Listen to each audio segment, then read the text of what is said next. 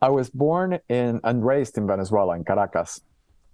And so I grew up in Caracas in the 70s, which was a good time to live there. As dangerous as it was also really wonderfully. Um, it was a combination of things. It was a very urban existence, Hmm. but we were also surrounded by nature, and we spent a lot of time in nature. It was a very cosmopolitan sort of upbringing, but at the same time, we spent a lot of time in very rural settings. Hmm. And I just had I grew up with an appreciation for both.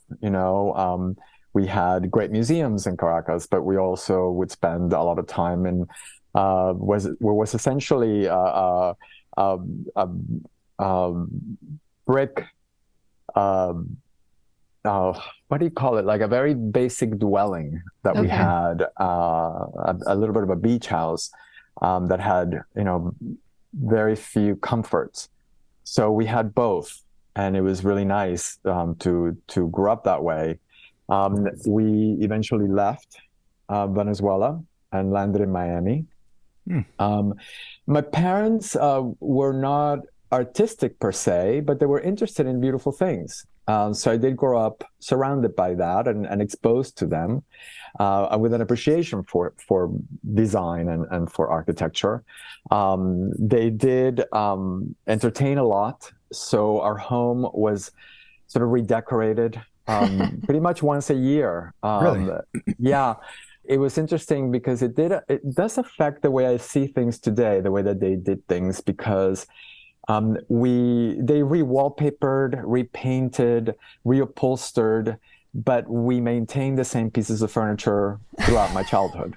That's Uh, cool. Yeah. so there is that thing which I continue to that something that we practice, which is trying to convince our clients to invest in things that they will hold on to that have Mhm. quality. And I feel that that's perhaps my parents were not aware of sustainability Sure. back in the 70s, but they were exercising it, and sort of updating their environments in Hmm. a very conscientious way.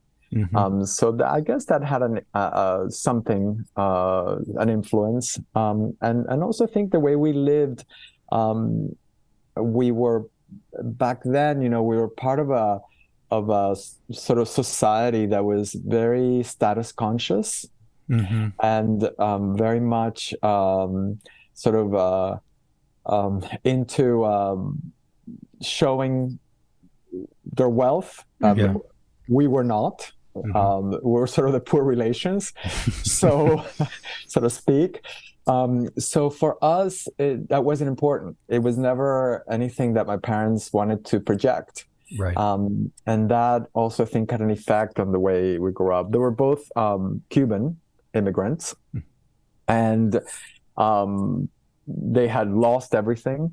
And when we moved to Venezuela, we lost everything again. I'm Wow. sorry, when we moved to Miami, they Right. kind of Oh, lost yeah. everything again. So there were people that were used to making things work, very nimble, and with great appreciation for the now. Hmm. We grew up always. They always told us, like, really make sure that that you appreciate what you are experiencing today, and that you focus on experiences rather than things, because you may not have those things tomorrow. Hmm. Hmm. And that was an interesting way to grow up, with really an emphasis on having a good life, in that moment, and appreciating that moment. Caracas was it's an urban environment, but surrounded, like around outside, I don't know if it's outside, but around the periphery of the urban development is a lot of greenery and things. Is that the exposure to nature? Oh yeah, absolutely. I mean, the city is surrounded by mountains, and beyond those mountains, there's the Caribbean. Mm. And in fact, we lived right in the middle of the city, but I lived 3 blocks away from an incredible park that was actually designed by Bourderonnet. Oh, wow. And I have very clear memories of that park. It was a big part of our lives because my parents let us kind of run free, even though we were right in the middle of the city. And honestly, it's so strange because I know of kidnapping threats and things like that, right. That we had, because that was a time in Caracas that was really, there was a lot of crime.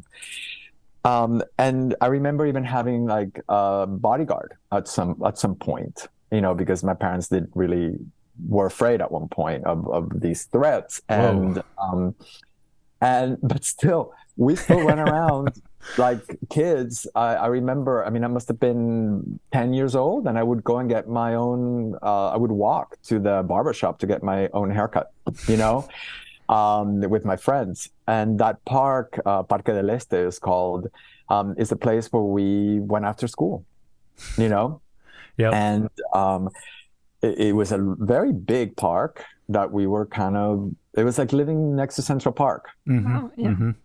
It was that existence, but with lots of crime. So like like Central Park, but back a few decades ago, Well, it depends what end of Central Park. Like Central Park in the 70s, same thing.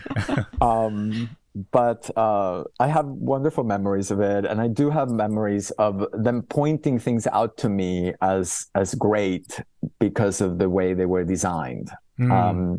And my mom sort of recognizing that and showing it to me. And it wasn't until I was older, we stopped going to Venezuela. I didn't go to Venezuela from the age of 13 until I was about 19. Mm-hmm. And then at 19, I started going again as an adult. I did an internship there at an advertising agency, and I started discovering it as an adult. Mm-hmm. And that's when I started really learning about architecture and design there. And there were incredible examples of it that I kind of lived with and didn't know what they were.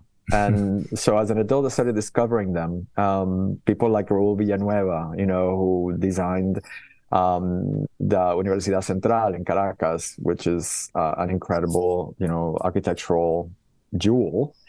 And then, started realizing that like a friend of mine, their family, actually, they lived in a Gioponti house, and I didn't even know, you know what I mean? Yeah. So those things kind of became evident later on in life. And I started appreciating them. But as a child, I didn't really know what they were. Sure. I do want to hear about the transition from Venezuela to Miami, but when you went back to Venezuela at the age of 19, what else struck you as being different, or what stood out to you when you came back after 6 years? Well, I guess what was most important thing was that I actually was really happy to leave Venezuela. I was 13 years old, and I loved the United States. I came to the U.S. twice before that. My parents would send me to summer camp in Massachusetts. Wow. Oh, okay. Yeah. Okay. Well, at least it's the summer and not the winter. When I was 11, my parents shipped me out to Massachusetts to summer camp with a friend. I didn't even speak English. Wow. The idea was for me to learn English. Sure. So they sent me off, and I traveled by myself. It was the first time I got on a plane. My parents didn't, back then, they just didn't think that planes were for children. They traveled a lot, but they didn't bring us, And when we traveled around Venezuela, we did it on a motorhome that we had. Cool. Oh, so, yeah. It was, my parents bought a motorhome at an auto show in what must have been, 1974 or something like that. I was maybe 9 years old. And they bought one of two floor models. It was a Pace Arrow Executive. And we traveled in that thing all over Venezuela and even went into Colombia. Wow. But they never put us on a plane because they just didn't think that air travel was for children. And but at 11, they did send me off to Massachusetts, to Pittsfield, Massachusetts, and I loved it, of course. and then went back another year. And then the year after that, we moved away. But I was very happy to come to the U.S. It meant, McDonald's, and it meant all that kind of stuff. I grew up with no junk food. There was no McDonald's in Venezuela. There was no such thing as a fribble, like Friendlies or anything like that. And I was a fat kid. Okay. I loved junk food, and I was really happy to come to the U.S. and have all the junk food I could have. So did that help you to learn English, or? It did. You did? It did. I did learn English. I mean, not so much at summer camp, because I had a friend who spoke Spanish, and we never really. But we did learn some, and then moving to Miami, of course, that's when I really learned English. But it was when I went back to Venezuela later on. It taught me to appreciate it. It all of a sudden I understood, like, oh my God, this is the most incredible country, and these are the most incredible people, and it's such a beautiful place, because it really is one of those places that is blessed with an enormous amount of beauty. And now that I've traveled, to a lot of places around the world, it's up there. It's up there as one of the most beautiful places I've ever seen. Because of the people, the architecture, the weather? Well, mostly because of its natural beauty.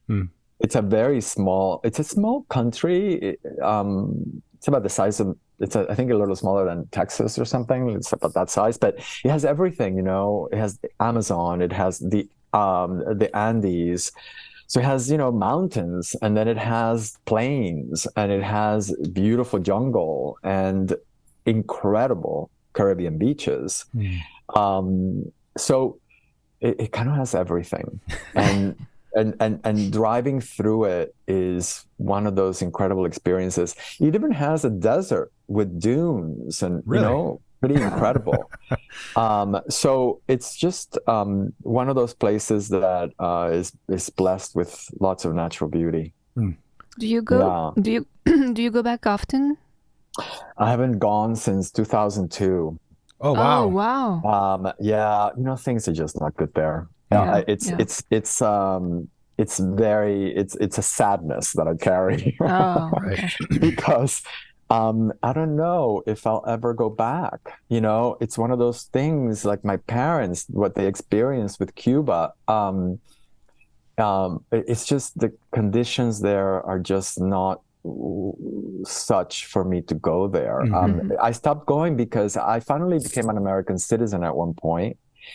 And Venezuela doesn't allow you to have a dual citizenship, and they don't really like Americans. So I had some trouble at the airport the last time I went, and that made me think, you know what? They just don't want me here, And I stopped going, and most of my friends have left Venezuela now. I don't really have anyone there, oddly enough, that I know. They're all mostly in the United States. So I don't know. I don't know when I'll go back. And it's funny because my parents never went back to Cuba. I did. I went about 10 years ago, and it was an incredible experience. But they never did. And so I sort of think, like, is that going to happen to me? Maybe. I don't know. Right. It's interesting. Some countries allow dual citizenship and others don't, and I don't understand. I'm sure there's a whole lot of political reasons as to why that takes place, but I'm like, why?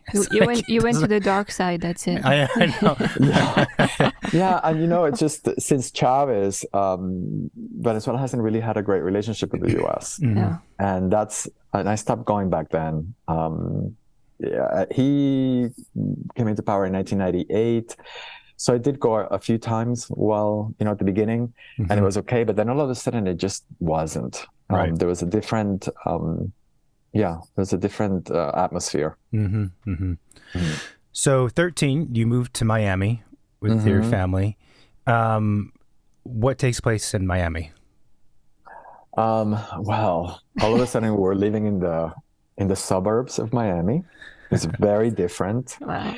I had no independence, because we were living in the middle of nowhere. There was what essentially amounts to a big telenovela that happened in our family. Basically, you know, I won't give you, it's too long a story, but our lives really changed. Okay. You know, our family split up. We were almost like castaways in a new country. And we had to, it was really difficult to adapt. It was a very difficult time for my brother, my mother, and myself. And it just made us really resilient. You know, we had to survive. And I didn't really like Miami. It really, the experience there pushed me really hard to get out. Interesting. All I wanted to do was leave, go somewhere else. So that was my focus. And I basically went to middle school and high school there. Okay. And by the time I was a freshman in high school, I was making plans to go to school somewhere else. That's pretty early on for a high school student. Yeah. Usually it's like they prolong, they delay that decision or those thoughts until the very end if they can.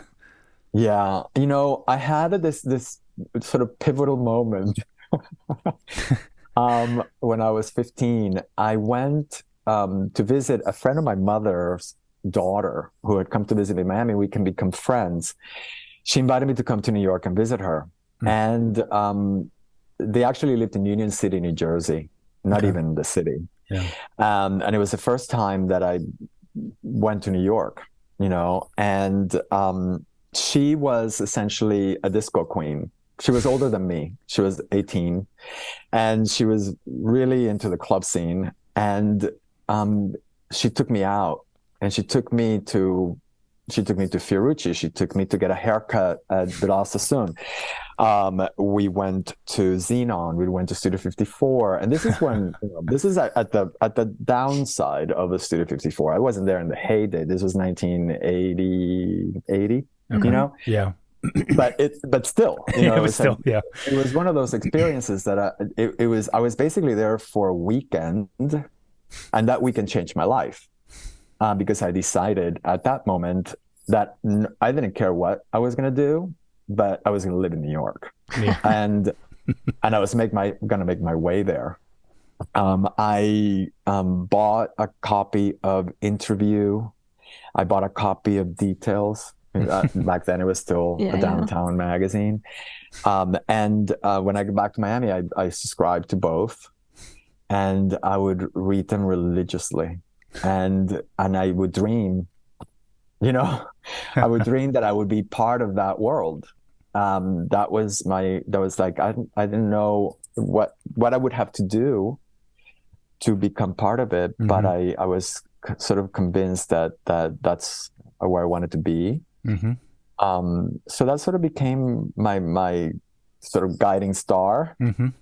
And then it was really about trying to figure out how to get there. And I applied to school in New York City. I applied to NYU, and then my mom made me apply to a couple of schools in Boston. She wasn't too thrilled about me going to school in New York, and she didn't think I would maybe get in, but I did. And then she wouldn't let me go. Oh, no. So she was convinced that it wasn't a good idea for me to go from Miami to New York. And she was probably right. Because New York is too intense. It's easy to get lost. And I think my mom was afraid of drugs. Yeah, that's yeah. I think that understandable. was really it was as basic as that. And so I got into Boston University as well. So that's where I went. Gotcha. I went to BU. And little did she know that the minute I landed at BU, that first semester, I basically tried every drug imaginable. So, you know, her fears were was the point? Yeah, exactly. Maybe it was cheaper there than New York. Probably. For drugs, right? I had such a sheltered existence in a Catholic school in Miami. You know? Okay. Yeah. That when I landed in New York, all of a sudden it was like, woohoo, you know? So I you know, it's funny because they prepared me to be open for anything as a child. And my parents, neither one of them had any expectations in terms of like, you have to be a doctor, you have to be a lawyer. There wasn't any of that. They basically, again, because they wanted me to really enjoy what I was doing, they just wanted me to find something that I would enjoy studying. So I was very lucky because I was able to try a lot of different things when I was in school. I changed my major every semester. Gosh. I mean, I entered as a film student. I switched to photojournalism. Then I took a journalism concentration. Eventually, I just ended up with an art history major. But I tried a lot of things, and mostly I lived. I started going to New York immediately. After my first semester, I just all of a sudden figured out there was People's Express, which was really easy and cheap. And we used to get on that last plane on Friday night and party all night and then fly back the next morning in the first plane back to Logan Airport. And then I had a girlfriend for a while that had a car, so we used to drive. Yeah. They're pretty close. It's like a 5-hour drive or something. 4 hours. Yeah. And when you're that age and you're excited about, what you're going to find on the other end, there was nothing, we started making friends with people in New York and getting really well acquainted with New York. And oddly enough, I ended up in that scene. I don't know. I ended up exactly where I had dreamed of landing while I was in high school. I don't know. The universe gave me that gift. I don't know what I did to deserve it, but I got it. And it happened magically through a roommate in Boston. I had a long-term girlfriend through college, and then when I arrived in New York, and we had a roommate in Boston, she and I, whose boyfriend lived in New York and was a pot dealer. He was a pot dealer to the stars, basically. He had dated Madonna, and he was, part of that world. Such a New York story. He was friends with people that I read about, like Glenn O'Brien and people like that. And so we would go out with him. When we go to New York, he would take us out to Danceteria and to Limelight and all those places and to parties. And so eventually, I met like the people at Paper Magazine, Kim at Paper, and I met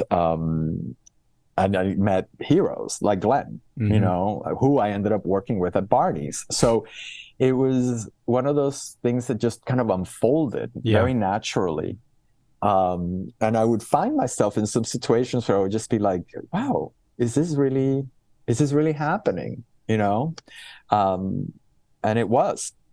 And I don't know. So I don't know how it happened. This was taking place throughout college, or did you end up moving to New York after college? No, through college, it happened. And then I moved to New York right after college. Gotcha. While I was in college in Boston, I worked for 4 years. I worked at Parachute. Okay. On Newbury Street. And I don't know if you're familiar with what Parachute was, but at the time it was a very, it was kind of like a cult fashion label, I don't know. It was owned and designed by this couple in Montreal, and it had a very interesting sort of look.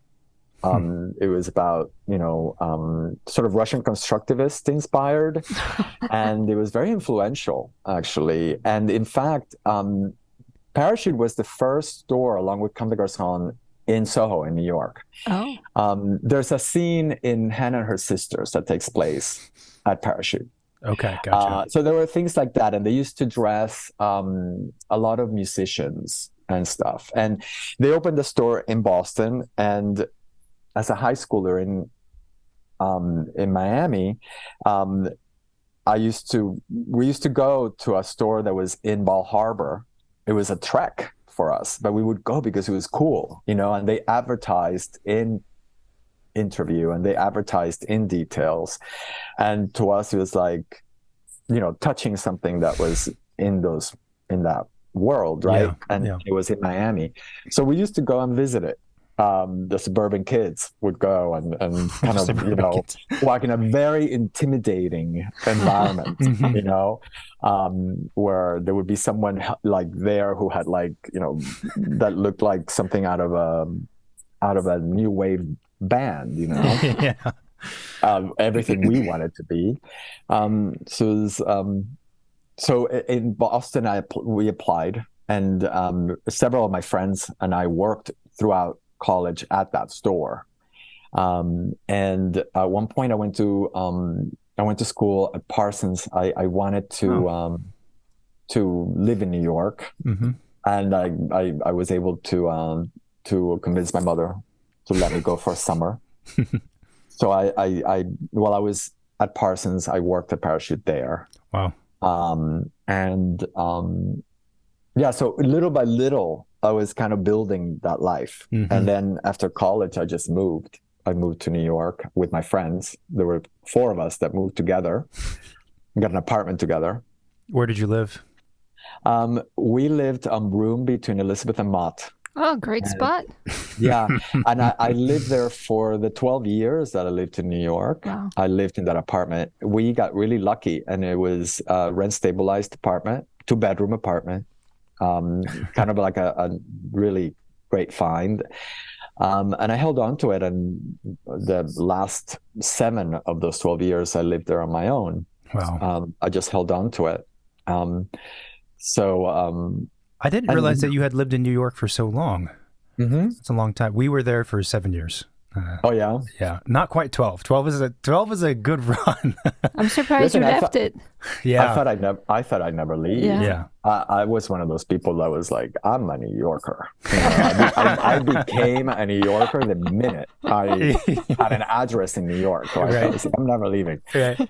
I would look at old people in my neighborhood and think, that's going to be me. Mm-hmm. The last thing I ever imagined was that I would leave it. So, but I did. Yeah. So if I'm not mistaken, that you also wrote a style section for the New York Times? Yeah, my friend Lisa Eisner and I had a gig at the New York Times Magazine. Wow. We did. This is when I moved to LA. So, LA afforded me a completely new life. I reinvented my life moving here. And that was part of the reinvention. That was part of, the opportunity that I got here. New York was a life that eventually I realized was not sustainable for me. Because of the drugs. Well, no, I stopped doing those drugs pretty early on. Okay. The minute I got a serious job, I stopped. I had a good 4 years of clubbing. Okay. As living in New York. While I worked in magazines, I was able to still do that. And it was really part of life in that world, Mm. But the minute I started working at Barney's, things changed. All of a sudden I had a lot of responsibility. All of a sudden I started traveling for work. And I got a little older, and all of a sudden it just didn't feel the same, and so I kind of focused more on a career, which eventually I realized I didn't want. That's really what happened. Wait, so what was the career? I landed in, I always wanted to work in magazines, and that's kind of what I did when I arrived. Back then, to get a job in a magazine, when you arrived in New York as a college student, you would apply at the Human Resources Department at Hearst and at Condé Nast. And then you would wait until they called you that there was a job opening. And oddly enough, while I waited for that job, I got a job in the classifieds of the Village Voice at a design firm. Oh. And I worked for a company called Furniture Consultants that was basically, they worked with Steelcase furniture. Yeah. And they designed offices mostly for American Express. And I worked there for about 4 months as an assistant to one of the designers. And we worked mostly at the World Financial Center, at the World Trade Center, actually, up in the towers. So I spent a lot of time there through those 4 months. And they really liked me. The person I worked for really wanted me to stay. And I remember they paid me well. They paid me $20,000 a year, which was way more than any of my roommates were making.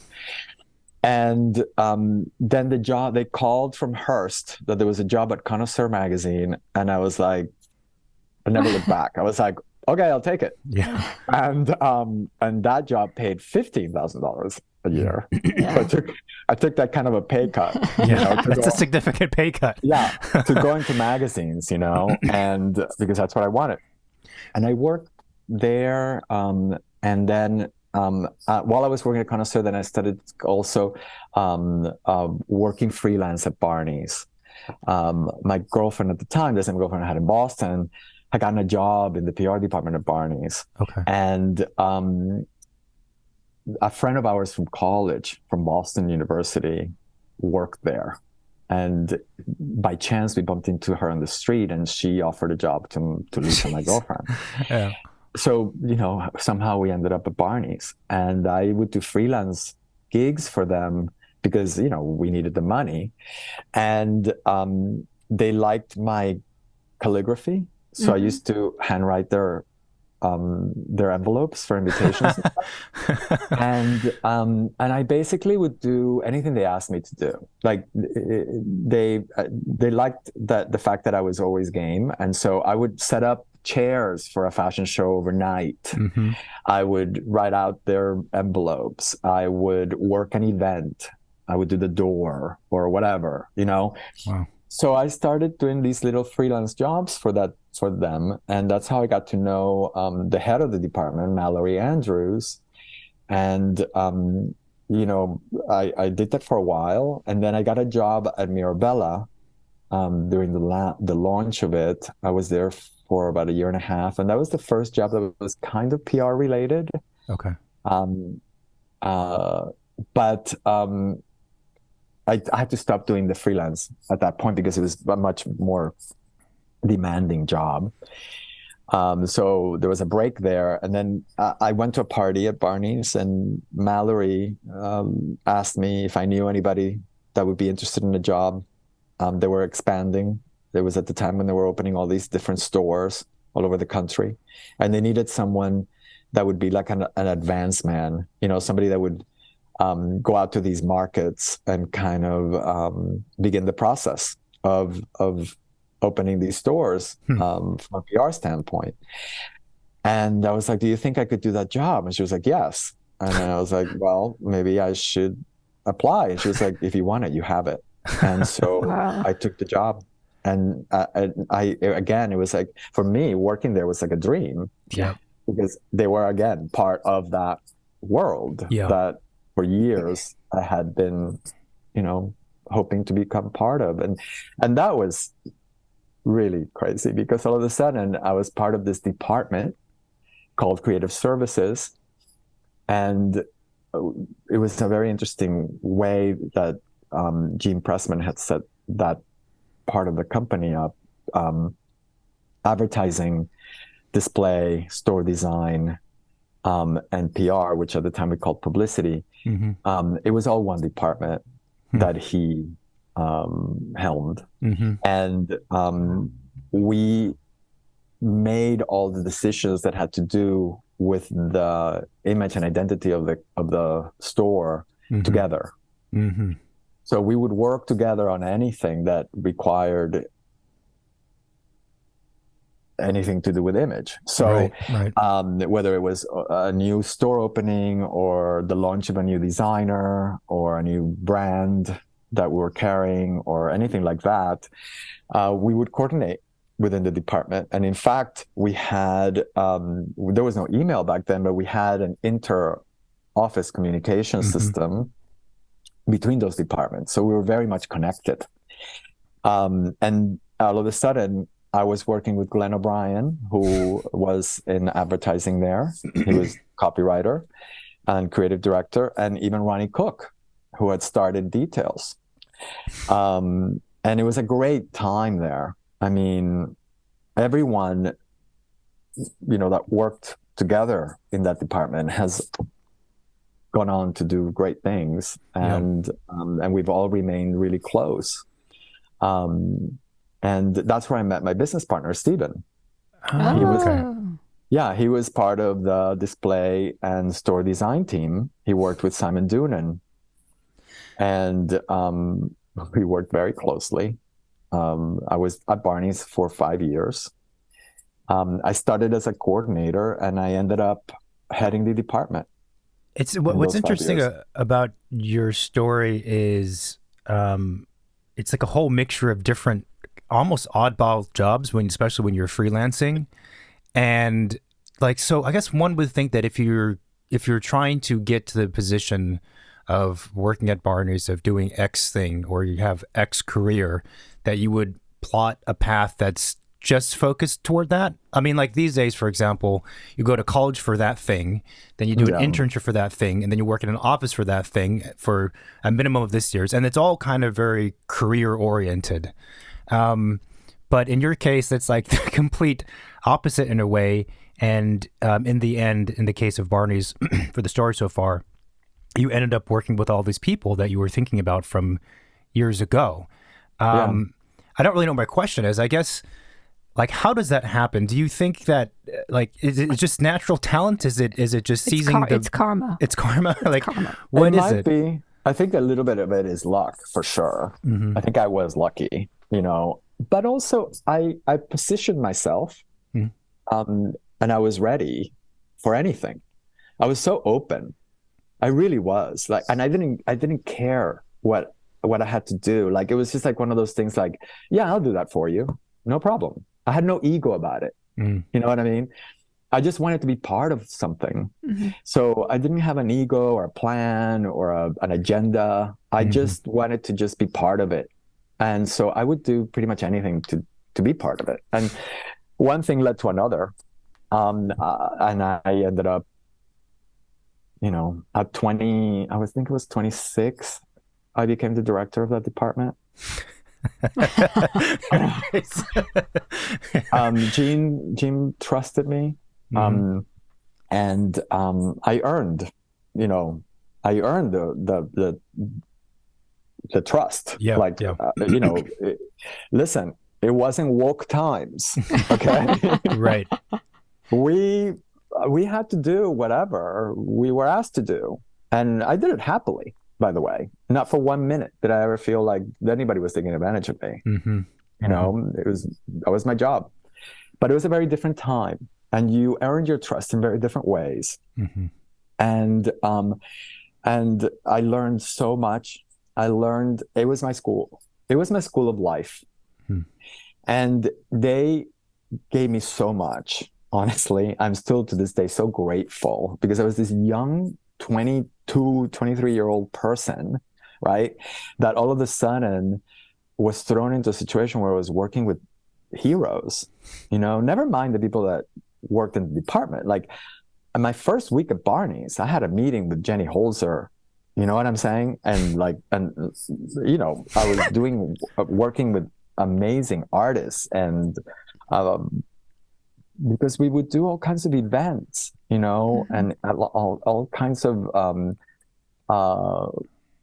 projects that required bringing on board artists and performers, and we had a really great calling card, because Barney's at that time was so influential that I could really pick up the phone and call almost anybody and be like, "Would you like to do this with us?" And they'd be like, "Yes, I would."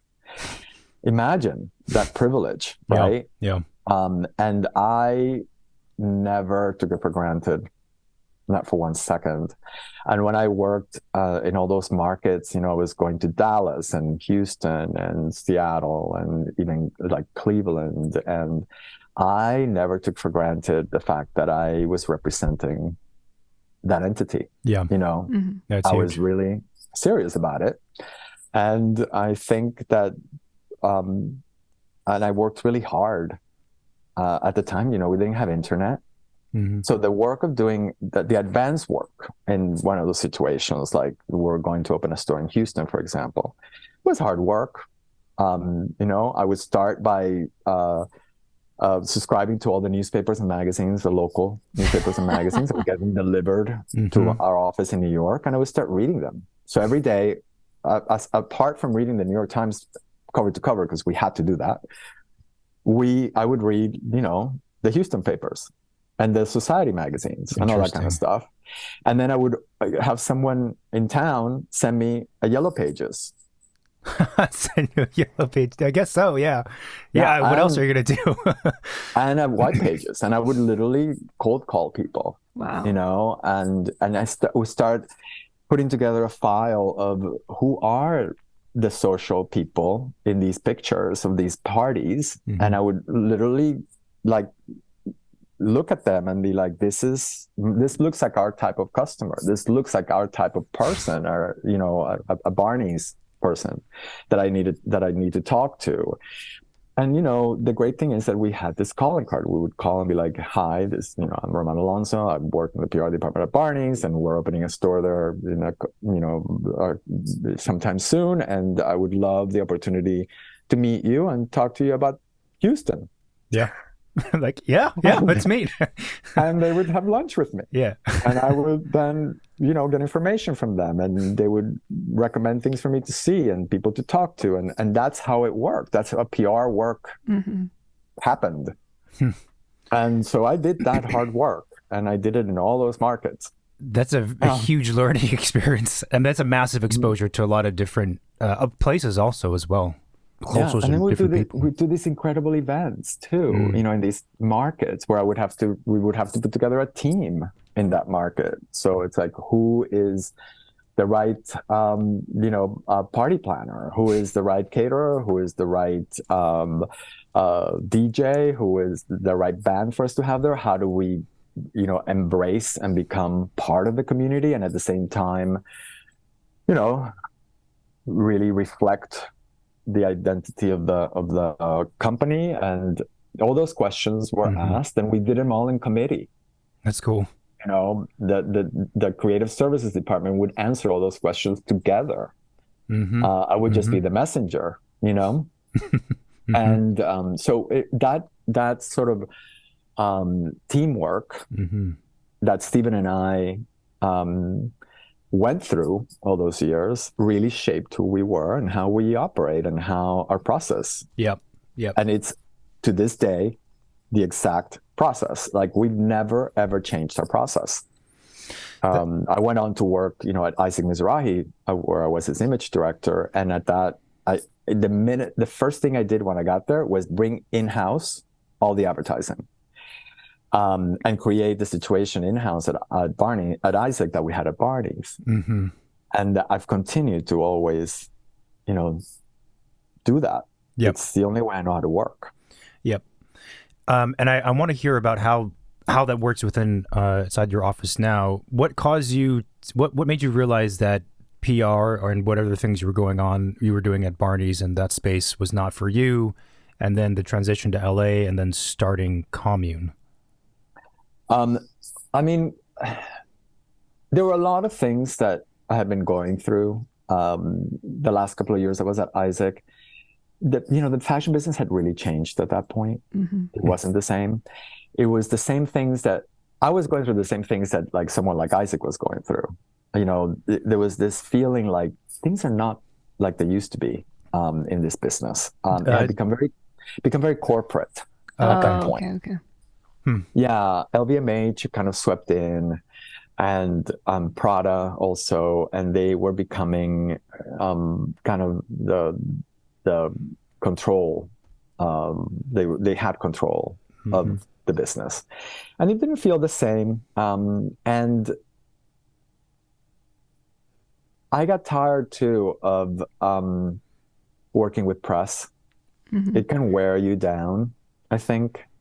you burn out in that business, I think. Hmm. It's high volume, you know, and and I had gotten a little older, and I had started to itch a little about like, what am I going to do with my life? Is this really my life for the rest of my life? Do I want that? Can I sustain it? But then all of a sudden Isaac closed, you know, Chanel pulled the plug. He didn't have backing anymore. And he had to make a decision whether he would continue on his own without the backing and do it, you know, the hard way, or he would, you know, move on to other things. So he decided to close the studio. And all of a sudden I was kind of like, what am I going to do next? And I had offers from LVMH for these jobs that were very, very corporate. And I was like, God, you know, it was like a fork on the road, basically. Yeah. And like, do I take this corporate route and become this company man, right? Or do I walk into the unknown, right? And my friend Lisa Eisner, I owe it all to her because she convinced me to come out to LA and stay with her for a while I made that decision and while I interviewed for these jobs, you know. And I don't know, she sang the song of the siren. It was like this weird thing. Like I started to just love LA, and I started to envision a different life that I could have here. That was very different. And a life that I would have never dreamed of or would have had access to, you know? Sure. And it happened kind of naturally. She and I started working on things because I was staying at her house, and she's a very creative individual. And she started introducing me to like the best of everything here because she's an amazing just explorer of culture and life. And I was so lucky, right? Because she just exposed me. And we met at Isaac. You know, she was Isaac's muse, basically. And I brought her on board officially to be a creative director and help me with advertising. And we started working together, and we got along really well. And that was a friendship that continues to this day, a very strong one, and a creative partnership that I'm very grateful for. She changed my life. And, you know, that's what happens, you know. A door opens, somebody opens it for you, and you just all of a sudden look in, and you're like, oh, that looks interesting. And you walk in. That's the story of my life. I don't know. Yeah, it seems to be. So it looked really good. It looked really good at the time, you know. And I needed a job, and I didn't know how I was going to work in LA, like what I was going to do here. So I still interviewed for those jobs, and I almost took one. And I'm glad I didn't, and decided to go for. Yeah, I didn't really know where I was going to have where an income was going to come from. You know, for a while, for 5 years, I lived in LA without really having the security that I had in New York and the status. Right? Someone said to me, "The only way you're going to make it is if you let go of all your benefits." Right? And I didn't really understand what that meant at the time. I kind of found out later, but it was really about letting go of things like a status or like your clothing allowance, you know what I mean? Right. And those things that people call golden handcuffs, you know, like I had all those things, and listen, I was really afraid to let go of them, you know. Sure. And all those comforts and you know, also that self-identity, like I was somebody, right? And all of a sudden I'm in LA and I'm nobody. Right? Yeah. And it's like, wow, you know, that's hard, you know.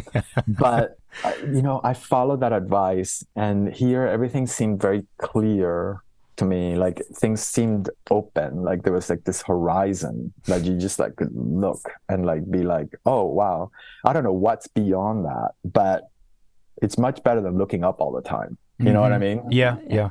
And so I just jumped in, and Lisa and I started this publishing company. It was like the greatest thing because, I mean, I don't even know how we got to do it, but we started publishing books of our heroes. And then Amy Spindler, who was a dear friend in New York and was the editor the style editor for the New York Times, had taken over the style section of the magazine. Mm-hmm. And she was a dear friend. And she's another one that I owe a big one to, because I had worked with her on the PR side, obviously.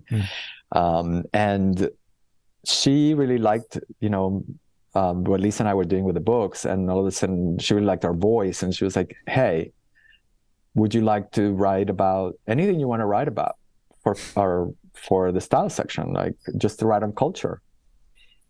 And it was amazing. They let us do all kinds of things that are unbelievable, truly. So with Grable Press and the New York Times in my pocket, we could open any door, basically. Anybody we wanted to meet, we met. Lisa and I still pinch ourselves. All these people that are starting to die recently, right, like Paco Rabanne and Pierre Cardin and those guys, every time one of them goes, we're like, remember? We spent 3 days with Pierre Cardin in Paris. You know what I mean? Yeah. For the Times. We did the same thing with Paco Rabanne, we actually met these people, spent time with them, because now, you ask for an interview and you get an hour. Mm-hmm.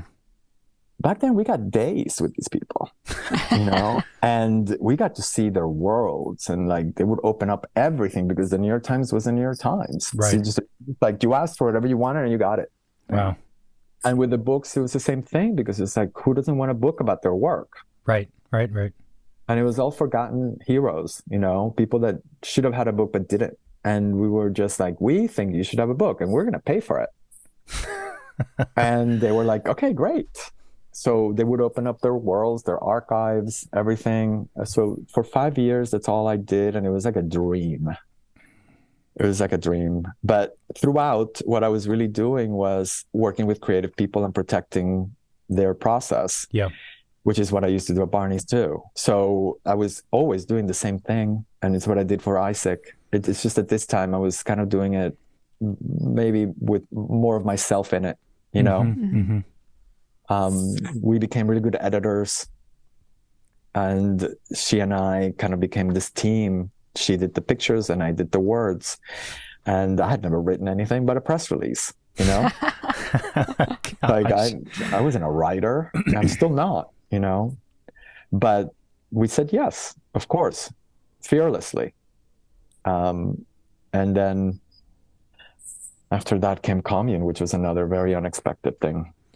So yeah, let's talk about the transition from PR publishing to Commune, because Commune obviously is I don't know how you describe it. It's a design office, architecture, interiors, even graphics. So that's a very different thing. It's a very different industry, obviously, from creating things with words and books. How did that transition happen? How did the idea of starting Commune happen? The catalyst was Stephen, because he had left Barney's about a year after I did and had gone to work with Donna Karan, doing the stores for her. And then he went to work for Studio Schofield, and he was the studio director there. And that's when he got introduced into really the world of interior design, residential, and that kind of stuff. Mm-hmm. He had been working on store design for a long time. And at Schofield, he did all the stores for Tom Ford and stuff like that. But, he has an incredible world of, his experience in retail design is pretty unparalleled, because all the people he was able to work with in those on those jobs. And but eventually he also got burnt out with New York, and he got an offer to go out to San Francisco and work for the Gap, and he did, a lot of people did at the time, and with that transition from New York to the Gap, some people stayed and some people went right back to New York. It was, I saw both. Yeah. I had many friends that did that, and he stayed in San Francisco for a couple of years, but it was hard. San Francisco was hard for him. I think he felt lonely there, So he started coming down to LA to visit, and eventually he was like, I'm moving to LA. And he thought maybe he would do some interior design here, freelance, or work with people in their residences and stuff like that. And I had made friends with a couple of people who were production designers, and I had worked with them on a couple of events. And they also wanted to make a transition to interior design. And I thought, oh, maybe these guys should work together and meet. And so I set up a meeting for all of us. But the intention was really for them to kind of work on things on their own. Mm-hmm. And at that dinner, we created the company. And it was completely unexpected. And for me, it was like, I never intended to be part of it, but we came up with this idea where we could create something that, like the creative services department at Barney's. Yeah. Where we could look at things in a very holistic way, in terms of design, and address all aspects of it. So graphics, architecture, interior design, marketing. We could bring all those pieces together because we all had really complete Rolodexes, mm-hmm. Filled with the best professionals, right? And the name Commune really came out of community. It was about creating this community.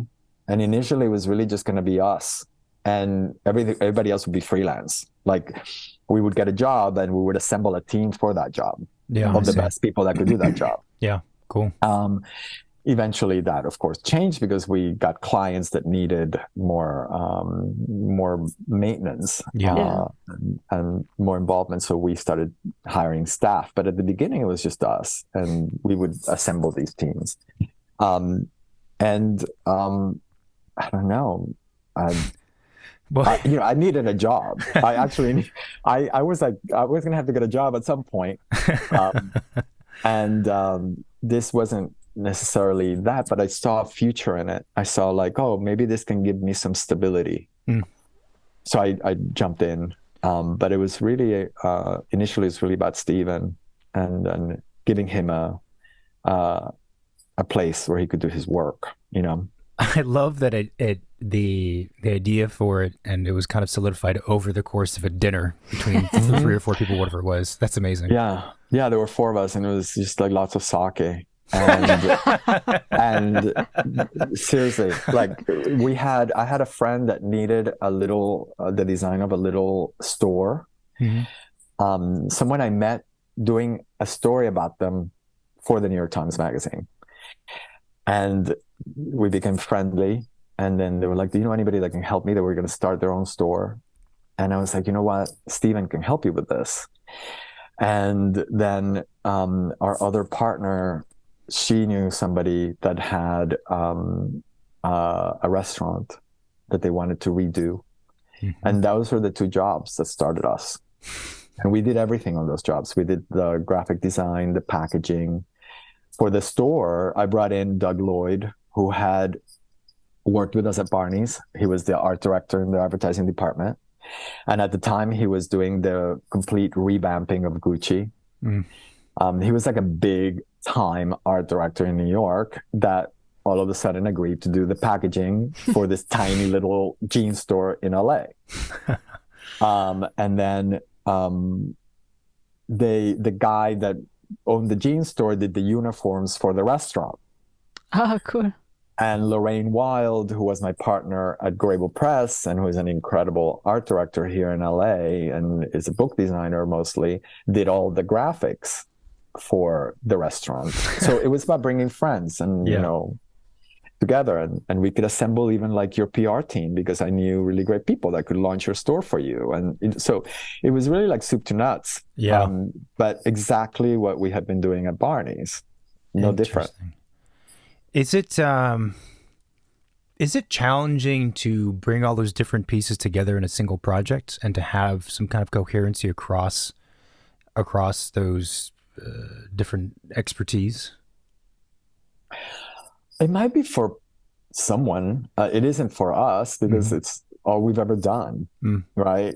And we learned really early on at Barney's, we would have to put on these different hats. Like one day we were doing like an event for Huntsman, which was like a menswear, suitings brand. And then the next day I'd have to do an event for Steven Sprouse, And the day after that, it would be an event for Chanel.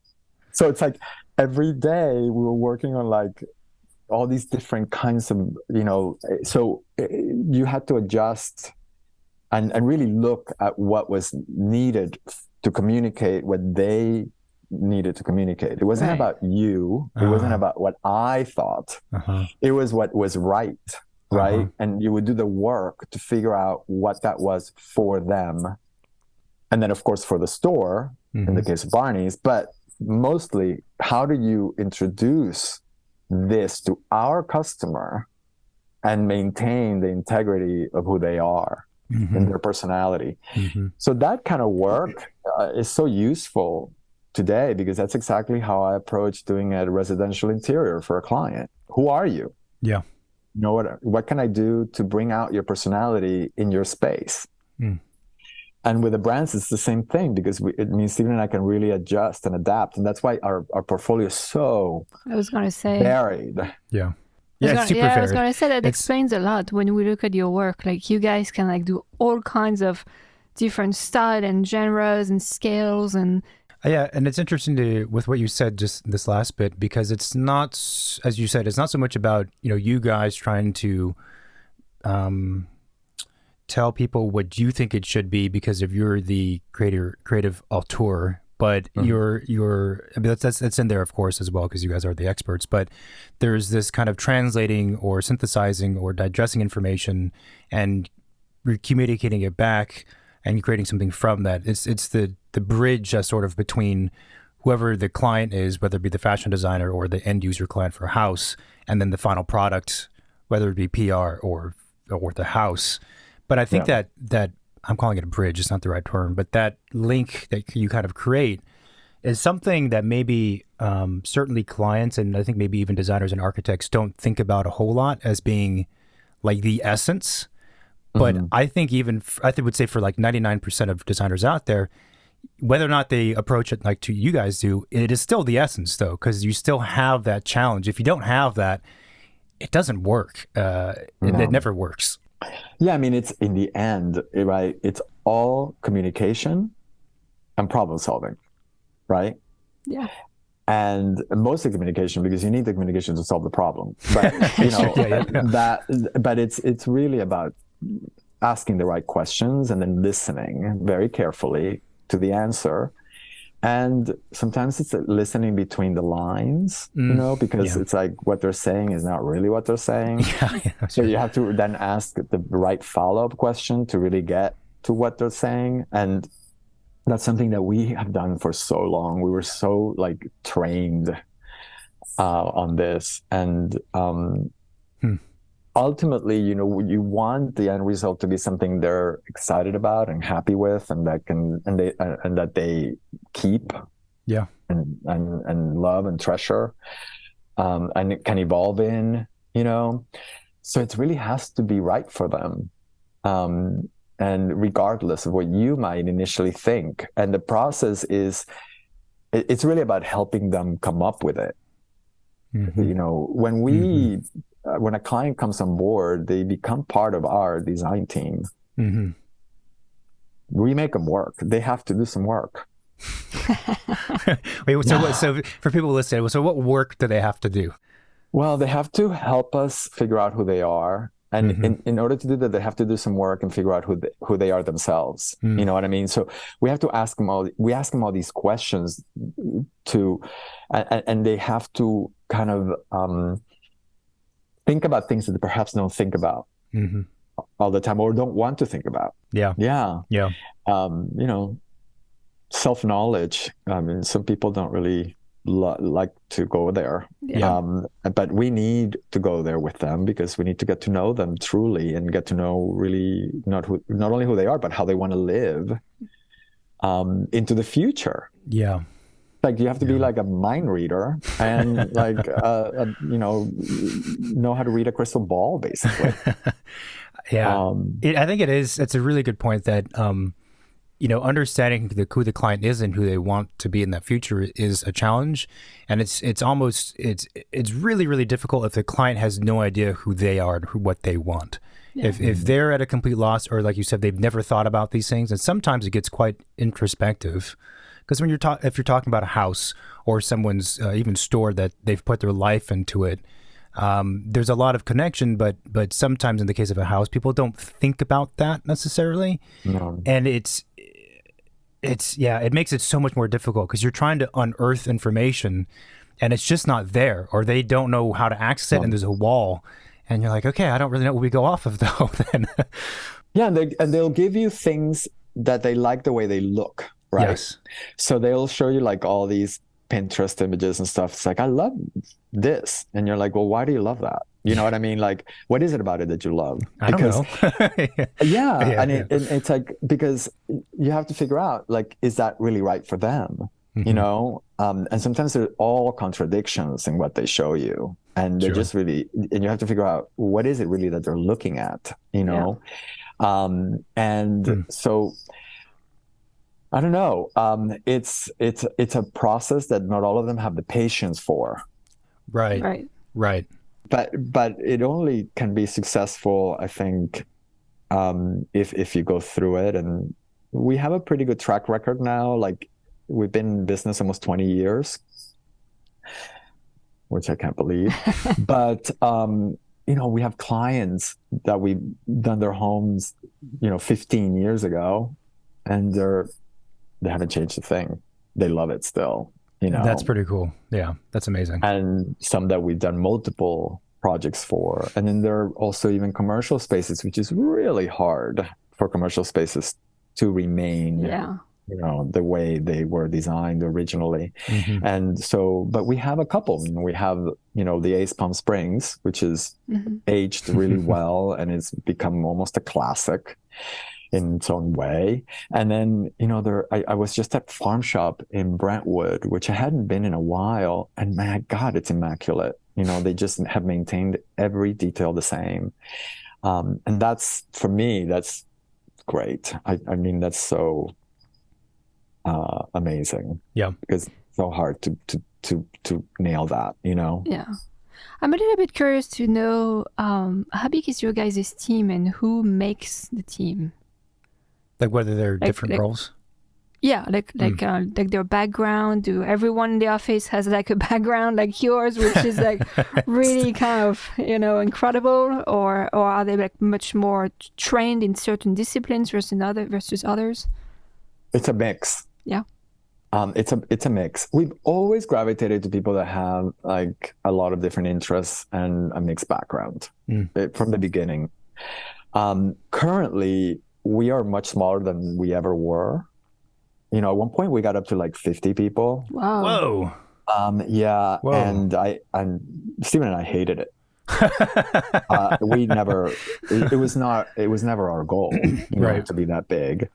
And it's one of the reasons why, you know, there had to be a split in the partnership, because we had totally different goals. At one point, you know, that thing, like you become different people. Yeah. And so at that point, he and I decided, like, we're going to go back to small, and we're going to go back to a team where we all work together, and where the studio is completely open and everybody knows about everything and everybody can contribute, you know. There are no silos, no departments, none of that. Like, we're going back to like the creative services department. Yeah. Because I was going to say 50 people. Part. I don't know how you do that with 50 people. It'd just be a zoo. It's impossible. Yeah. I mean, first of all, with 50 people, all you do is manage people. Yeah.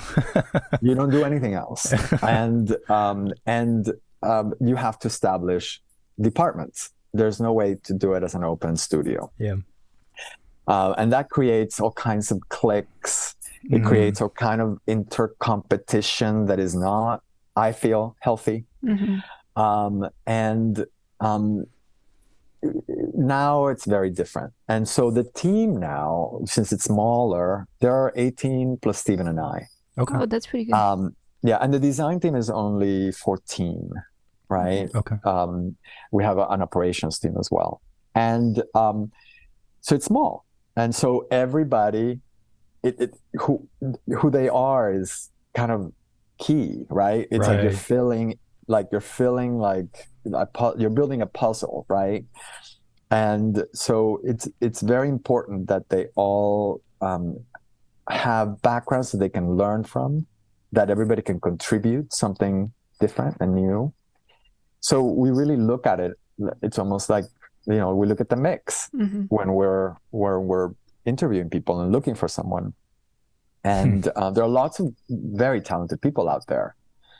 So it comes down to really what they've learned, where they've learned it, their interests, their personal interests, and their desire to be part of a team, to truly be team players, right? We don't have room for anybody who wants to be a star on their own. Okay, no prima donnas, can't deal, no, none of that.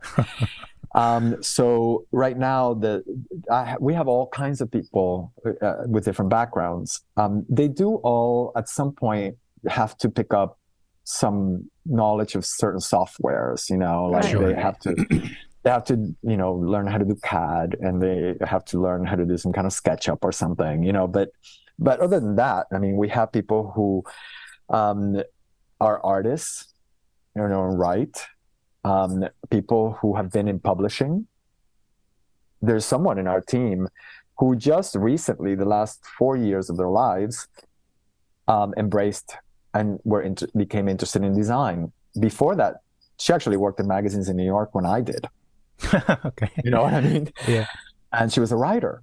But her interest led her to us and to what we do. And so I can really understand that, because that's how I ended up here. And to me, it's really attractive because I know that they've picked up certain experiences and knowledge that become really, really helpful when you're working with clients the way that we work with clients. She's a great communicator. She knows how to ask questions.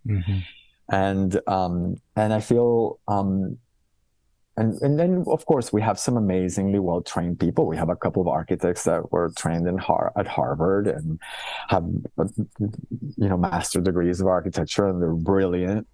But they have to have a certain outlook. They have to, as architects, they have to feel that a chair is as important as a building. Yeah. They have to be willing to be part of a team and really come up with answers within a team structure. Yeah. They have to be really,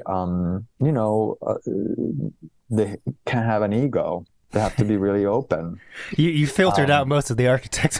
It's pretty interesting to think about your guys' studio as a place where people who are heavily trained in one discipline can work with people who absolutely were not trained in that discipline, but somehow developed a love or a passion for it. And the two of them manage to work together on project and want to be work successful. Together. Yeah. Because the structure, the structure is set so that they can really teach each other things. Gotcha. Because it's open, right? There are no teams. We create the team for the job, right? Sure. Okay. So we can really look and be like, oh, that person would really benefit from doing this job because they've never done something like this. And then we can have this person lead them so they can learn from the person that has done this type of job, right? But what this person brings is a love of music, let's say, and we're doing something that is music related. So one has done it before, one can draw the hell out of it, and the other can bring the spirit because they love music, right? And so that's a team that might do a Japanese record bar. You know what I mean? Cool. And we're able to actually assemble teams that way. And in some cases, when we see that someone who is a junior is ready, we will give them the lead on a job that we feel they can manage size-wise. And then we put a senior as their support. Right. And everyone in the studio has to be ready to do the dirty work, whether you're a senior or junior or whatever. you have to still, write POs, and you still have to, write specs and all that kind of stuff that nobody wants to do. And so even as a senior, you have to do those things. And sometimes you have to do it for a junior. I love it. Sorry. You know what I mean? Sorry. And they all feel good about it. Yeah. Honestly, there's no, because if anybody isn't happy with it, they can leave. Nobody's holding them there, and some people have left, but most stay. That's what's great, right? And we have a couple of people that have been one has been with us for 16 years. Another has been with us for 15. Mm-hmm. We, from the very, very beginning of Commune, they're still with us. And we have a lot of people that have been with us 10 years, 8 years, Yeah. They stick around mostly. So they like it, they like the structure. That's great to hear. And that was actually going to be my next question is, how often do people stay at the office in the long term? Because it sounds like with the setup you have, which is which is pretty, which is pretty specific in a way. But if you find that compatibility and the person who gets hired is of those interests sincerely, then it's kind of a match made in heaven because, I've worked at plenty of offices. Not all offices, most for sure, do not function in that way and have that. It's not just about structure, but also maybe the spirit and the mindset. Culture. Yeah, the culture. Yeah. About it. I think a lot of offices preach what you're saying, but you step inside of them. Or you start in your first week, you realize that's not what's happening at all, though. This was a facade that you used to sound good on your website or to people that are interviewing, to be at your office. Yeah, no, I know what you mean, because honestly, we started this way and then we became something else. We became one of those places that preached that and didn't do it. Okay. Yeah. Honestly, we did. And so the last 8 years, it's been Stephen and I bringing it back to it, to that. And it's very rewarding to see that we've been able to bring it back successfully at this point. Yeah. It's been 8 years since we started reworking it and restructuring it at this point. And but for a while there, it was really rough and we lost people because of it. It was like, because we weren't, this ties back into the size. Yes. Yeah. I mean, absolutely. I think you're right. Like, structure is something in an office, and culture is also a key part of it. And I think both really inform each other and engage with each other much more than most offices could think about. Like a lot of more corporate offices would have like clubs and teams and, activities after work to kind of create that office culture. But what is the culture of the office if it's like outside of the working hours? It's not the office culture anymore, right? It's something else. So it's very fascinating that you guys work like that, I think. Well, I think it fosters an atmosphere of like a more familial, right? Yeah. Like they actually become friends. Yeah. And they do hang out after work. I like that cool. Though. Yeah, this is like we're cool. All kids playing. Yeah, which is cool. Yeah. It is cool. It's cool for me. Yeah. Certainly. I feel like they do buy into the culture. I think you're right. Like all of a sudden, it is more than a job. It's a culture. Yeah. That you kind of belong to, but they to answer your question, they do stay for a long time, and when they leave, mostly they leave to start their own things. Oh, that's good. Right. It's rare that they leave to go to another firm. Right. And if they do that, it's because they weren't right for ours to begin with. Sure. Yeah. Yeah. And that usually happens when the person doesn't stay for very long. Yeah. But when they stay for a long time, then they go on to do their own thing. And some have been really successful at it, which is very gratifying to see. And they continue to be our colleagues, because I don't know, Stephen and I have we've never been competitive. And to us, like, we try to, even outside our firm, like with other designers, like we really want to create an atmosphere in our business where it's like, we're not competitors, we're colleagues. Yeah. Like, what are you talking about? And so we have a lot of, we have a big network of colleagues that we share information and resources, and that's great too. And like, our family continues to grow. That's fantastic. In that sense. That's the way it should be. And I think maybe for interior design, but I know certainly for architecture, I think generally it's starting to shift more in that direction that you're describing. I think previously it was and still is to a degree for sure, much more of that competitive nature in the negative sense. And at least speaking for architecture specifically, it's done the profession a huge disservice. Like, I think so. Massively. And I've never understood it. But anyway. Well, in architecture, there's this whole competition thing, you know.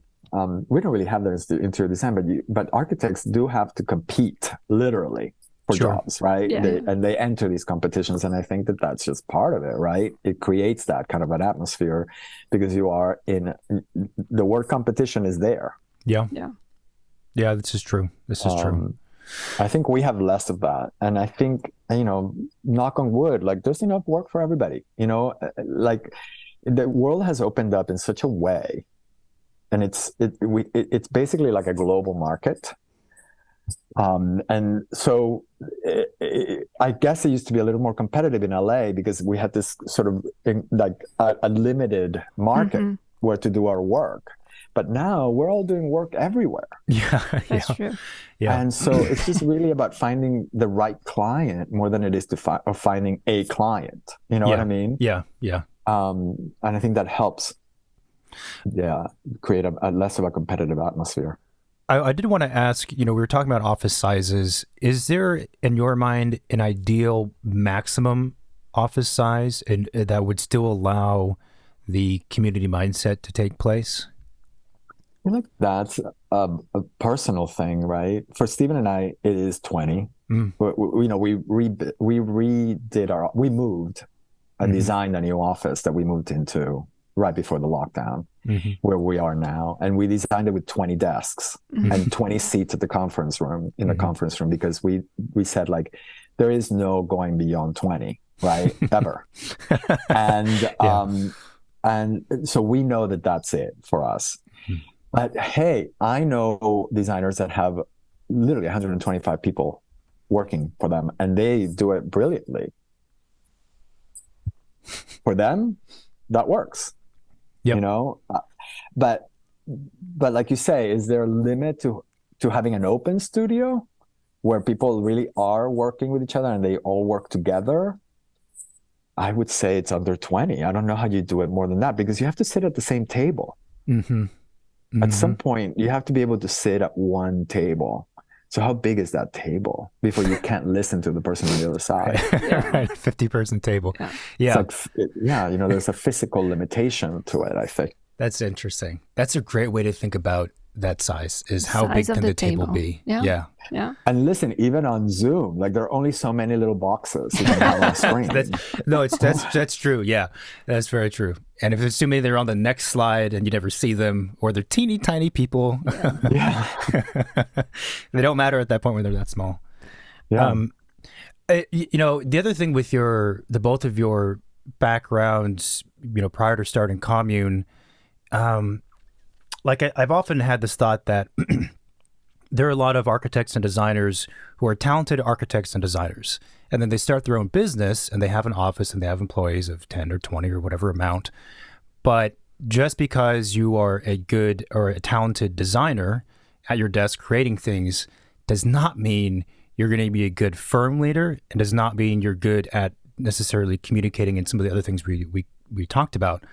And what's kind of interesting about your story is, you know, you sort of approached it from the opposite or from the different way. So instead of building, you know, hand drafting skills to then have an office, you built maybe in some ways the more important skills for having a successful design office and building community, which is all the things that you mentioned, which I think is just really, really interesting, because it's a whole, I think it's maybe even the more important part of being the office leader, or firm leader, or business owner, team leader, etc.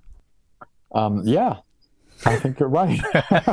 I mean, I in retrospect, Sure.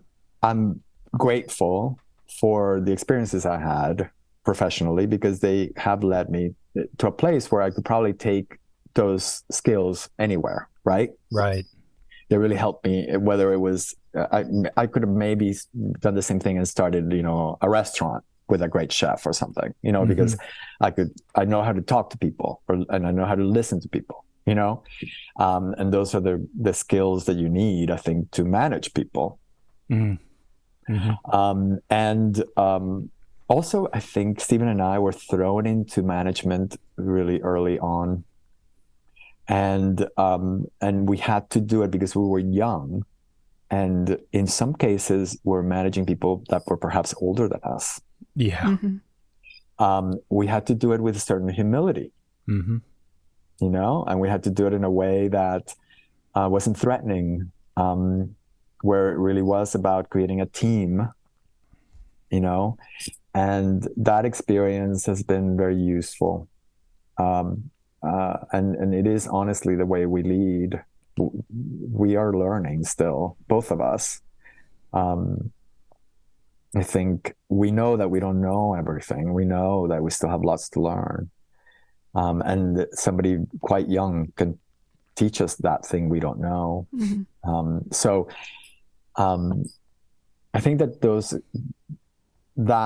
having that at an early age. Well, Stephen at one point when he was, I think it was maybe 29 or 30, he had 70 something people that reported to him at Barney's. Wow. Yeah. All the display trimmers in all the stores around the country, and you are able to develop the skills needed to maintain that situation successfully. Yeah. I think the experience of having to be in a leadership position, which is the bit corporate way to describe it, but a leadership position when you have people who are, let's say, underneath you, who are older than you, potentially wiser than you, and know a lot more. It's a very unique experience to go through, like super unique experience. And it's not even close to the same thing as if you are in that position, but you're the older one and you have all the knowledge. Like it's a completely different set of challenges. And I love the word humility that you use. I think that's a great kind of summary of it. I was wondering, sort of tied with that though, in the early days of Commune, I know Stephen had obviously a really heavy background in retail design and interiors and that space. But was it ever challenging, maybe for the office or even you more specifically, to be the experts in space making, interior design, design of the built environment when you didn't have that background? Like, how does that work? Because we obviously, a lot of listeners are designers and architects are like, well, how the heck? It's easy. It's easy. What are you talking about? It's easy. It was scary. And talk about approaching it with humility. I never pretended that I knew things I didn't know. Never. I was very aware of never falling into pretense. Okay. Like I was always very upfront. Like, I've never done this before, but guess what? I'm going to figure it out with you. Right. At the beginning of Commune, my job was mostly connected to our graphic identity work. Okay. Yep. And I also kind of shepherded the image and identity of the firm, right? Because that was my background and that's what I was really comfortable with. And I was leaving the interior design to the people who had done it before. But, we started getting really busy and we started bringing on clients who I connected with because I did a lot of the sort of forward facing the client relationships. And they were like, well, I want you to do this, right? Because you understand me. And then it became like, yeah, maybe I can do it. But, be fully aware that I've never done it. Okay. So they would have to give me this chance, this opportunity. Much like Amy Spindler did. You know what I mean? Like they just sort of saw something that they felt they could trust that I would at least do the hard work. And so the first interior design job I did at Commune was a store in New York called Kiki de Montparnasse. And it was essentially a high-end sex shop. Okay. And the client was John Rubin, and they were pouring a ton of money into this one concept, and it was this really ultra high-end experience that had to do with lingerie and sex-related, objects and stuff. And he had this incredible collection of pornographic art that was going to be showcased in the store. And so it really required a very nuanced touch, right? He wanted to create an environment, literally in his words, where his mother, who was in her 60s, could comfortably shop for a dildo. Okay. That's a great objective. That was the brief. That's great. That's awesome. And, I could really wrap my head around that because I had worked at Barney's for all those years. Mm-hmm. I knew what he was talking about. I knew exactly what he was talking about. I knew what that line was, that fine line.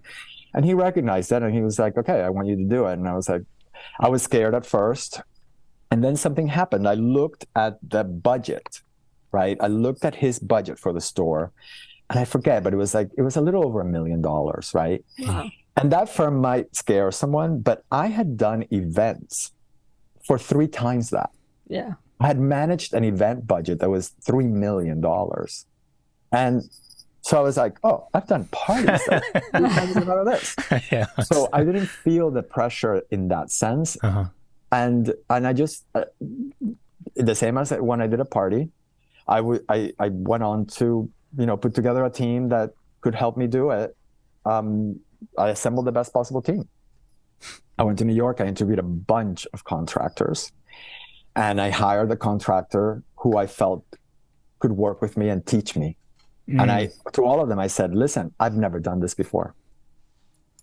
I'm going to be learning from you. We're going to have to do this together, and you're going to have some patience.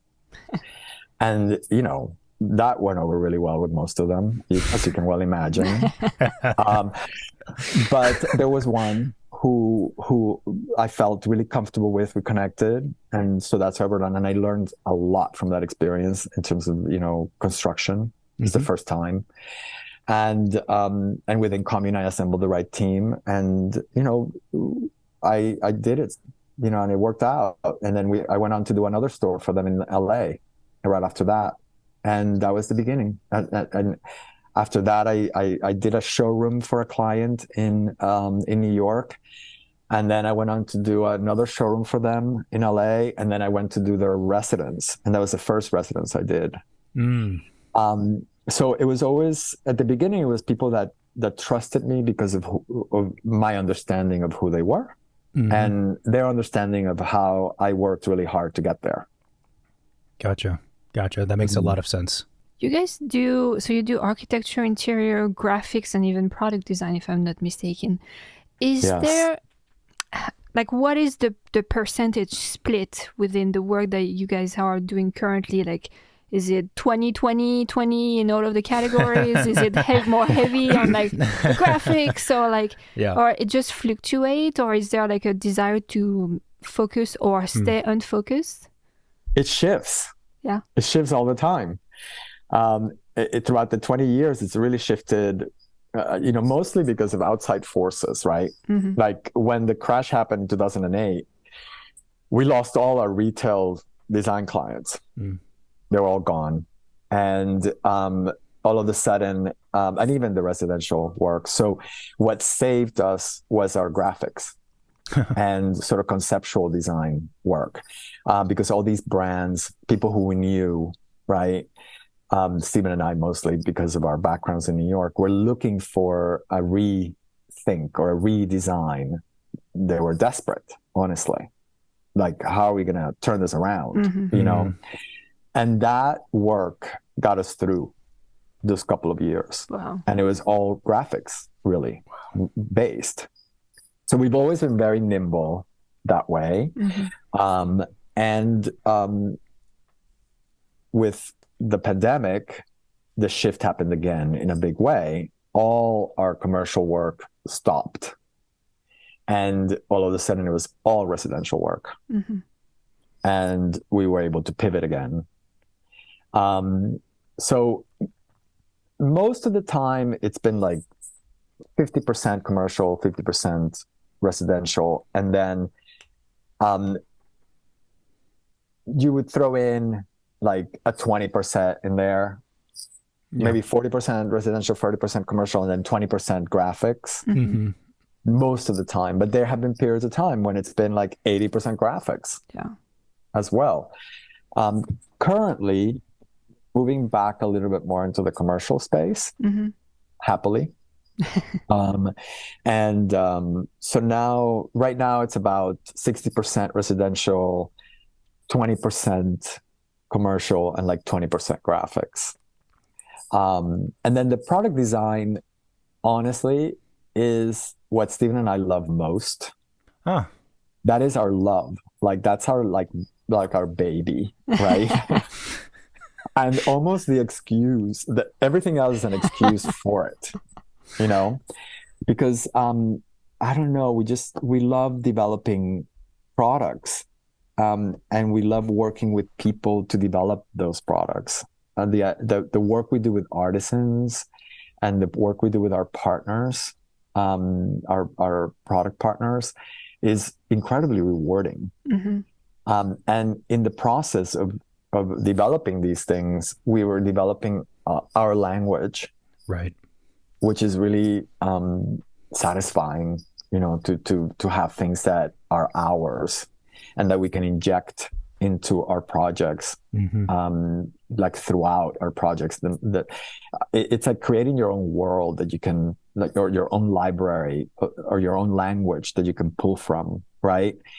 And then what's even more satisfying is that now other designers, other colleagues are using our product.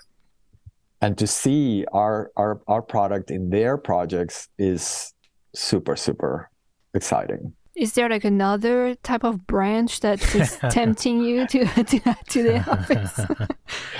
I don't know. We can barely handle what we have. I can't even imagine. I mean, you know, we're dabbling a little. I've always thought that we could, and for a while we had that we could represent artists, right? Because what I love most about what I've done my whole professional career is work with artists and sort of enable their process and protect it, right? I love doing that. I love creating a space for someone who I admire their creativity and creating the opportunity for them to do something great. It's for me, it's even better than if I had done it myself. You know what I mean? So I don't know, creating a situation where we're representing them as individuals and as artists is interesting. For a while, we had a photo agency for 4 years, actually. We had what we called Commune Images. And it was a dear friend of mine from college. Her name is Sophie Howard. She had been working with photographers and wanted to create an agency, but needed a place to go to work. And at the beginning, it was like, well, we have an empty desk. It was right after the crash. So we had this big office. We had downsized our team in a big way. And I was like, well, we have room. Come and work at our office. And then she was like, well, why don't we just become partners on this thing? And we all said, yeah, great. And we created Commune Images. So she worked under the umbrella of our company and she worked out of our office. And she represented 6 photographers, really great mix of photographers, who also worked on our graphics related projects and image related projects at the time. So like we did a big project with KEDs, for example. It was like a reimagining of KEDs. And everything was photographed by Lisa Eisner, because at the time she was really mainly a photographer and we represented her. And so we did that work and it was great. And then at one point she needed to move on and we dissolved it. Right. But we did do it for a while. And that was interesting because we were able to have access to great talent for our own projects, Yeah. you know? Yeah. So about 4 years ago, we started representing a really talented textile artist. His name is Adam Pogue. He's someone that I knew through a friend. He was working for a friend of mine who has a fashion line and was really great at doing patchwork and doing quilting and that kind of stuff. And he left that job and wanted to start making bags and stuff like that. And I had just moved to my apartment and I needed curtains and I wanted curtains that looked a certain way. And I thought, wait a minute, he can do this. I wanted something that looked like stained glass, right? But was fabric. Wow. And so he did these curtains for me, and all of a sudden everybody wanted them. And we were like, well, you can make also pillows, and you can make floor pillows, and you can do commissions. And so we started representing him as an artist, and it's been very successful. We manage everything for him and he can just create. He can literally, and he told me, he's like, I'd be happy if I could just wake up every day and sew, I don't want to do anything else. He's like, okay, we'll handle everything else but that. And so we've been doing that. And now we just started working with a ceramicist who also does large scale work. So big installations and murals and that kind of stuff. And she's wonderfully talented. And she's married to someone who worked at Commune for many years and now has a very successful company of his own. And she's just super talented. And all of a sudden it was the same thing. She needed help. She was getting all this attention. She didn't know how to manage it, so we're like, okay, we'll manage it for you. We'll manage the clients, we'll manage the commissions and billing, and you can just make things. And so there is the opportunity perhaps to do that kind of thing. It has to be a right match. Like it has to be someone that really can contribute to the work that we do, because of course the majority of our commissions come through Commune, right? Mm-hmm. And it's about, again, building our world and our sort of expression. But it's interesting. It's an interesting thing for us to maybe move into. I don't know. But so all of that runs through underneath the umbrella of Commune. That's not a separate. Yeah. Interesting. No, it's all within Commune, and it's all handled by our team, the same team. There are a couple of people who are part of the design team who are focused on product design and work with our partnerships, like George Smith and Exquisite Surfaces and all the people that we have what is essentially licensing agreements with. Mm-hmm. So they do all that design and development. And then they also manage our shop, our online shop. Gotcha. You're going to get all kinds of weird requests after this recording. I'm sure you get them already. I'm just warning you. I'm sure there's a lot of people who reach out to you. You do? What is the weirdest one you got so far? I don't know. I mean, we have a lot of people who come to us and really want our opinion, our thoughts on what they do, and it's like, I'm not that person, I can't, I'm never going to be the person that judges your work. It's, for me, it's either something that works for us and is right for us, or it isn't. And that doesn't mean that it isn't good. It just means that it isn't right for us. Yeah. So we do get, I shy away from that kind of thing. Like, can you tell me if my work is good? I was like, I have no idea. Yeah. Yeah. You know what I mean? Like that I'm not going to take on. That's an interesting point, because it's the opposite. It's like the two sides of the same coin in a way. Like on one side, it's about just everyone being attracted to things they're attracted to and attracted to other people when there's a natural synergy. And if it doesn't work, then those people just float to the other group that they belong to. And that's the way to look at it, as opposed to trying to change oneself to fit with an existing kind of idea of whatever it is.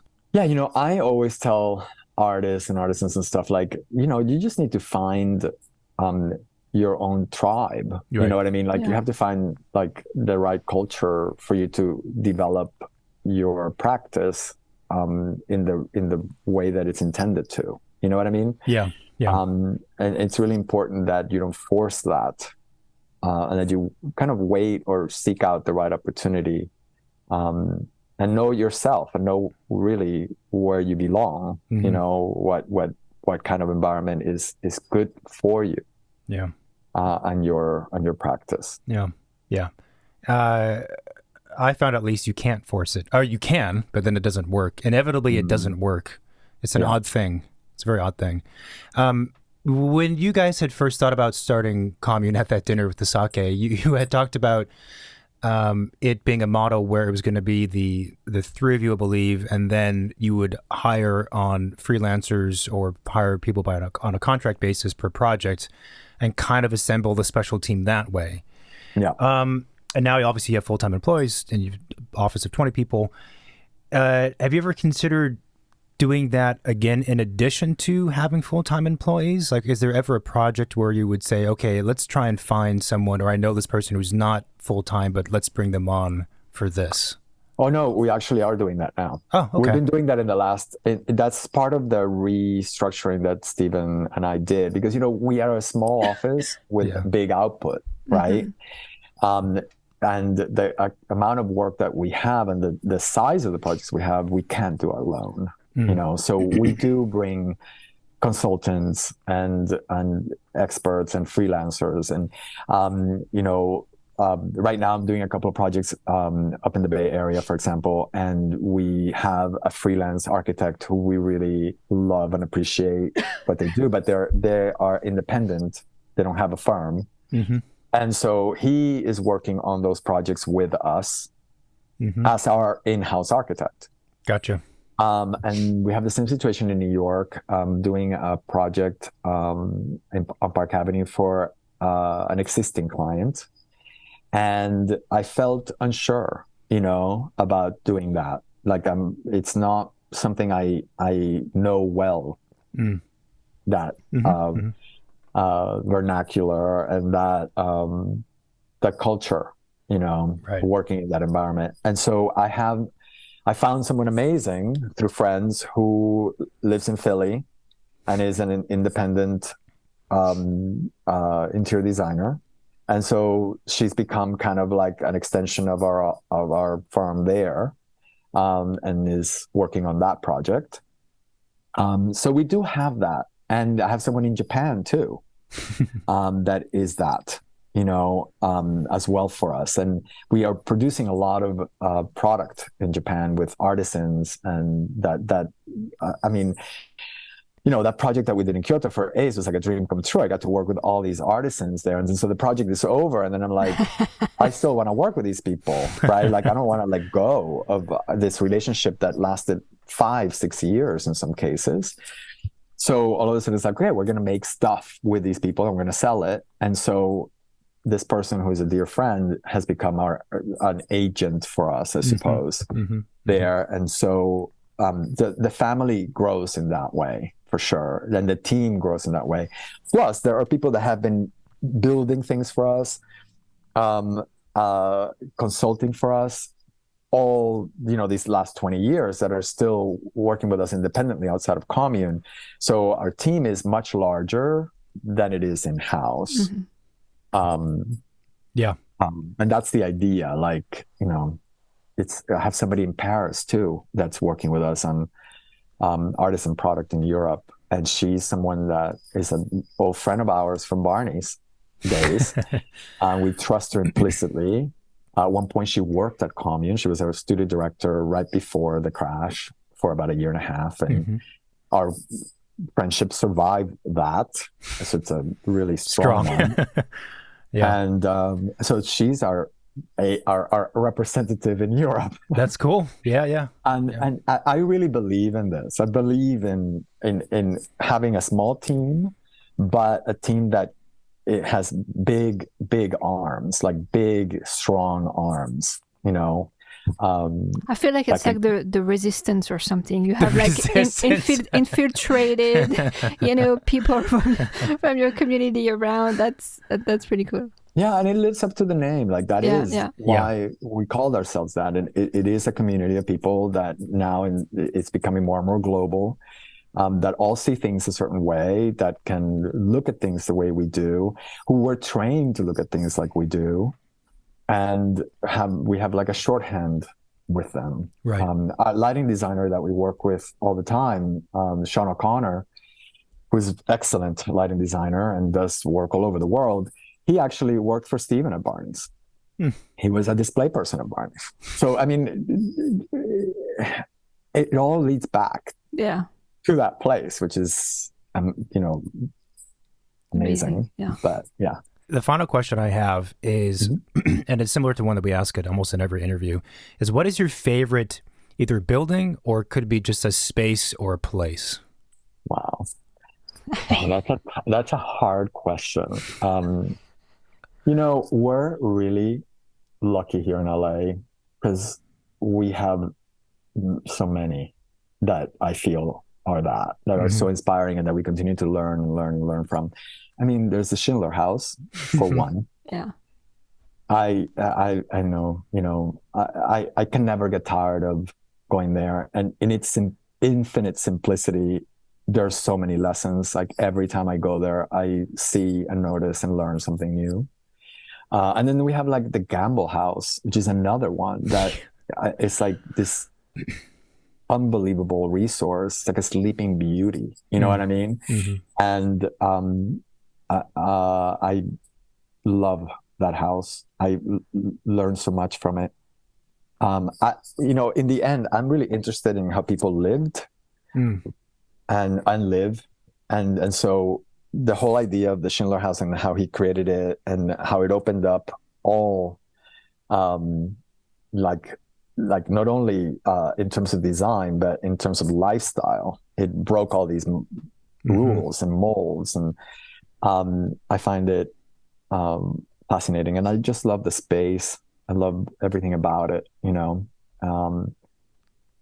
So those are two that are favorites. I mean, and then in terms of a space that taught me a lot, I would say